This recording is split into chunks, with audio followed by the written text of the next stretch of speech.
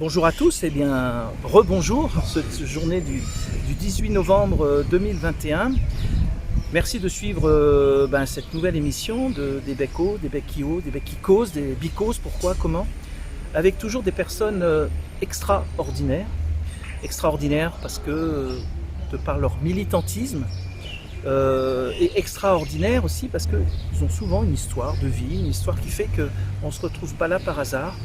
Et aujourd'hui, nous avons vraiment le plaisir, et il se présentera, de finalement donner la parole aux citoyens et aux patients, et aux patients que nous sommes tous, qu'on soit soignants ou pas. Nous serons tous patients un jour ou l'autre, à aller voir le médecin, aller voir la sage-femme pour certaines personnes, et surtout parfois être hospitalisés. Et vous savez que pour rendre visite à un proche à l'hôpital, eh bien nous devons maintenant faire patte blanche, c'est-à-dire montrer cet horrible passe partout, ce passe sanitaire, ce passe vaccinal, et puis qui de mieux qu'un représentant officiel, comme il va peut-être vous l'expliquer, de ces citoyens, de ces soignés, de ces patients, de ces usagers finalement de la santé, pour nous parler un petit peu de ce qui se passe et ce qu'il a sur le cœur. Bonjour Antoine. Bonjour. Alors merci d'abord vraiment de répondre à ces quelques questions, et en plus à visage découvert, et c'est vrai qu'être à visage découvert à cette époque c'est pas facile. Alors on se connaît pas, on a discuté un petit peu dans les hauts du sud de l'île de la Réunion, et je crois que tu as quand même des choses que tu portes sur le cœur avec cette colère qui est pour l'instant rentrée, et tu as des choses vraiment à nous dire en tant que citoyen, en tant que usager de l'hôpital. Oui. Voilà, Antoine, qu'est-ce que tu voulais vraiment nous exprimer aujourd'hui? Déjà, merci de me donner la parole, parce que c'est vrai que en ces temps, je trouve que la liberté d'expression, parmi d'autres libertés, sont aujourd'hui bafouées. Alors moi, je suis représentant des usagers en fait au CHU de la Réunion. J'ai été désigné par l'Agence régionale de santé en 2019, en fait à la suite de différentes mobilisations qu'on avait organisées avec d'autres camarades pour soutenir le personnel soignant, parce que on voyait bien tout autour de nous non seulement les personnes qui travaillaient à l'hôpital, mais au-delà de ça tous ces usagers qui sont aujourd'hui hospitalisés, les conditions dans lesquelles finalement ils sont accueillis à l'hôpital en général, à l'hôpital public en particulier. Et c'est vrai que j'étais un peu heurté dans mon humanité aussi, en voyant la façon dont un certain nombre de personnes, finalement avec le système dans lequel on vit aujourd'hui, aboutit à une maltraitance institutionnalisée. Et du coup, on m'a proposé de devenir représentant des usagers. Je suis bénévole, c'est-à-dire qu'on est un maillon de ce qu'on appelle encore aujourd'hui, je pense improprement, la démocratie sanitaire, et qui est le résultat quelque part de tout un tas d'années de combats qui ont été portés par les patients, par les usagers, qui tentaient à faire respecter leurs droits, parce qu'aujourd'hui dans le Code de la santé publique, notamment dans la partie législative, on définit tout un tas de droits qui sont reconnus aux usagers du système de santé. Alors quand on dit usager du système de santé, c'est potentiellement tout le monde en fait qui est aujourd'hui un usager du système de santé, et ils se sont battus pour qu'on reconnaisse leur autonomie. Et depuis l'arrivée de la crise Covid, finalement, cette démocratie sanitaire, elle a complètement volé en éclats. Et moi, aujourd'hui, je fais l'objet aussi, je dirais, de la part des autorités, de l'ARS, des associations de patients aussi, qui a contribué à me proposer comme représentant des usagers, où il y a une doxa, il y a une doctrine qui consiste à dire qu'il faut faire la promotion et du pass sanitaire et de l'obligation vaccinale. Et c'est vrai que j'ai soulevé tout un tas de questions, parce qu'en tant que juriste, aujourd'hui, dans le Code de la santé publique, on dit que l'usager du système de santé, il a un droit fondamental. C'est celui déjà d'une part de pouvoir accéder librement sans aucune discrimination, et notamment liée à l'état de santé d'un individu, alors que quand aujourd'hui on demande à quelqu'un d'attester de sa sérologie au niveau du Covid, c'est-à-dire qu'on lui demande d'abord son état de santé pour pouvoir rentrer à l'hôpital. Ce qui est une contradiction majeure, je dirais, parce que donc d'un côté on a ce code de la santé publique qui dit que donc tout le monde peut accéder à l'hôpital public, que nous avons le consentement libre et éclairé aux actes médicaux ou aux soins qui nous sont proposés, que c'est le patient qui décide. Et on voit bien aujourd'hui que dans le contexte actuel, avec l'arrivée de toutes ces lois soi-disant pour lutter contre l'épidémie de Covid, eh bien on restreint l'hôpital public, on restreint l'entrée à l'hôpital, et ce dont on ne parle pas finalement, c'est toutes ces personnes qui renoncent à se faire soigner parce qu'elles ont peur. Elles ont peur d'attraper le Covid. On entretient de manière malsaine ce climat de peur chez les gens, et qu'aujourd'hui, finalement, la vraie épidémie, je pense, c'est surtout les renoncements de soins. Les personnes qui aujourd'hui ne sont pas diagnostiquées parce qu'elles ont peur d'attraper le Covid à l'hôpital, et elles ont peur de mourir parce qu'on les entretient dans cette peur-là. Et c'est vrai que je tente quand même de questionner toutes ces personnes du CHU. Je leur ai envoyé plusieurs courriers en disant qu'on ne pouvait pas demander à quelqu'un qui vient se faire soigner un laissez-passer, parce que c'est un laissez-passer, tout simplement. Je pense qu'on l'appelle de manière impropre un pass, mais c'est un laissez-passer, parce qu'un laissez-passer dans le dictionnaire de l'Académie française, c'est un document qui nous permet d'entrer à un endroit. Et donc voilà où on en est aujourd'hui. Et si on a le malheur d'ouvrir un peu, de tenter de débattre, c'est même pas dire qu'on soit opposé de manière ferme à ce qui se passe. Mais en tout cas, si on ne fait pas la promotion de l'obligation vaccinale, si on ne fait pas la promotion du laissez-passer, eh bien, on est aujourd'hui harcelé. C'est ce qui se passe dans mon cas. L'association qui m'avait proposé en tant que représentant des usagers, qui s'appelle Rénalou, n'ayons pas peur de le dire, qui est censée défendre les personnes qui ont des maladies rénales. Et Dieu sait s'il y aurait des actions à mettre en place, si les gouvernements pourraient mettre en place des actions pour que tout un tas de personnes ne souffrent pas de ces maladies rénales, eh bien, ils devraient le faire, mais ce n'est pas le cas. On préfère mettre en avant cette mesure qui, moi, n'a rien de sanitaire. C'est une mesure tout simplement qui vise à contrôler les personnes, et notamment pour accéder à l'hôpital, ce que je trouve tout à fait scandaleux. Quand une personne elle a besoin de se faire soigner, eh bien, on doit la soigner quel que soit son état de santé. C'est la première fois dans l'histoire en tout cas récente, que l'on demande à des individus d'attester d'abord de leur état de santé pour entrer dans un établissement de santé. Moi, j'appelle ça de la discrimination, tout simplement. Et c'est vrai que j'envisage des actions à ce niveau-là, parce que aujourd'hui, les gens qui sont à l'hôpital, et notamment à La Réunion, les gens ne connaissent pas leurs droits.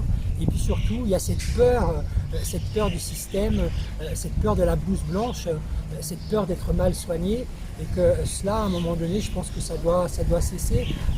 Les gens vont à l'hôpital parce qu'ils sont dans une certaine fragilité. Au contraire, on doit être à leur écoute.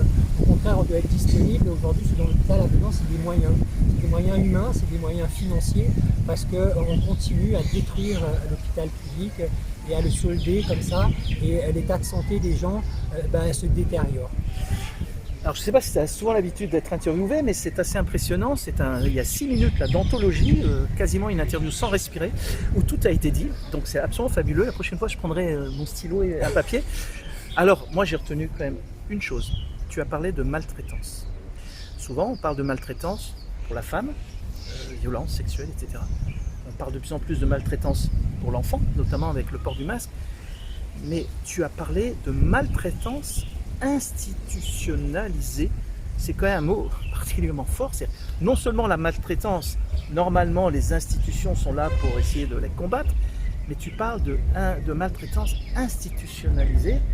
Est-ce que ce mot, pour toi, quelle connotation ça a? Parce que tu nous as expliqué que, évidemment, la maltraitance de l'usager du soin, ou de l'usager de celui qui veut aller porter secours, ou simplement un témoignage, ou simplement être présent à côté de se soigner dans un hôpital par exemple, maltraitance institutionnalisée. Donc derrière cette maltraitance institutionnalisée, y a-t-il, penses-tu, une volonté de ces institutions à faire de la maltraitance, ou est-ce que ces institutions ne se rendent pas du tout compte du mal qu'ils peuvent faire aux citoyens et aux usagers de la santé? Honnêtement, je ne sais pas si c'est quelque chose de conscient. J'ose espérer que ce n'est pas quelque chose qui soit conscientisé. Parce que là, si c'est quelque chose qui est fait consciemment, ça devient très inquiétant. Toujours est-il qu'on voit bien, c'est pas quelque chose de nouveau, hein, depuis 30, 40 ans, la santé publique, clairement, n'est plus une priorité. On est aujourd'hui dans un système qui soigne des maladies. La santé, c'est pas la maladie, la santé, c'est quelque chose de beaucoup plus global. Et que quand quelqu'un tombe malade, c'est que forcément il y a un déséquilibre dans son corps. Et donc le système aujourd'hui déjà, je dirais qu'il encourage déjà la maladie. Hein, il y a tout un tas de mesures qu'on pourrait prendre, notamment sur tout un tas de maladies chroniques, sur lesquelles d'ailleurs l'OMS alerte hein, depuis des décennies. Je crois que même depuis 2004, elle a lancé une alerte mondiale sur l'épidémie de maladies chroniques, parce qu'aujourd'hui, quand on regarde un peu les chiffres, 7 personnes sur 10 dans le monde meurent de maladies non transmissibles. Et ces maladies non transmissibles, ce sont des maladies chroniques qui sont liées à un certain nombre de facteurs sur lesquels on pourrait agir, notamment par exemple les pollutions, hein, qui tuent tout un tas de personnes dans le monde depuis des décennies sans qu'on en parle et sur lesquelles il n'y a aucune action aujourd'hui. L'alimentation qui est aussi un facteur considérable sur toutes ces maladies métaboliques, le diabète, l'obésité, sur lesquelles il devrait y avoir une action des pouvoirs publics, mais il n'y a aucune action qui est faite dans ce sens-là. Et puis surtout, cet appauvrissement des moyens hein, que l'on donne, que l'on alloue à l'hôpital public, et fatalement, avec un tel contexte où on prive l'hôpital public de moyens humains, de moyens financiers, n'importe quelle épidémie surgit demain, les hôpitaux seront débordés. Et c'est vrai qu'il devrait y avoir une prise de conscience aujourd'hui des personnes qui se disent attachées à leur santé, parce que finalement on est dans un système qui contribue à ce que les gens tombent malades et puis ensuite on entretient cette maladie au profit des multinationales de l'industrie pharmaceutique. C'est un business considérable. Moi j'ai découvert ce milieu de manière approfondie depuis 2 ans et c'est vrai qu'on voit toute la corruption, toutes les collusions qu'il peut y avoir de manière générale, et même ici à La Réunion au CHU où on voit les gens qui s'entendent entre eux, un certain nombre de médecins, même un certain nombre de représentants des usagers qui utilisent leurs fonctions pour des proches, etc. Où on voit bien toutes ces collusions aussi dans le domaine financier. Pas plus tard qu'hier, le fonds de dotation que le CHU a annoncé en grande pompe, la création d'un fonds de dotation financé par Vinci et quand même le Crédit Agricole, qui sont des multinationales qui sont réputées pour tout leur système de corruption qu'ils mettent en place. Donc c'est clair qu'à un moment donné, nous qui sommes citoyens, qui vivons dans cette époque, si nous ne défendons pas le peu de droits et de libertés qu'il nous reste pour les générations qui arrivent, eh bien c'est quand même quelque chose qui peut inquiéter. Heureusement qu'il y a des gens qui résistent encore, et on voit bien que malgré tout cette résistance, elle est possible. Il suffit simplement d'arrêter d'avoir peur. La peur, le stress, c'est un des autres facteurs aussi qui génèrent toutes ces maladies chroniques que nous avons, et tout est fait aujourd'hui dans l'époque dans laquelle nous vivons pour entretenir ce stress qui développe des cancers, qui développe des maladies cardiaques. Merci Antoine, tu en avais beaucoup de choses à dire, et probablement qui mutualisent cette espèce d'incompréhension depuis des années, probablement bien au-delà des 2 ans que tu as dit. Merci de nous avoir parlé de façon démasquée et non anonyme, parce que justement cette peur rend anonyme beaucoup de témoignages. Et vous voyez, l'objet de ces émissions Bécauses, c'est de faire parler ces gens qui sont tous extraordinaires. Et comme vous avez pu l'entendre, eh bien, il y a eu les 11 coups, non pas de minuit, les 11 coups qu'on pourrait peut-être dire du tocsin, parce que l'actualité est particulièrement gravissime. Et c'est quelque part sur les hauts de l'île, dans une commune, pas très loin du volcan. C'est ce témoignage de la nature qui peut parfois, après avoir grondé sous la terre, s'exploser.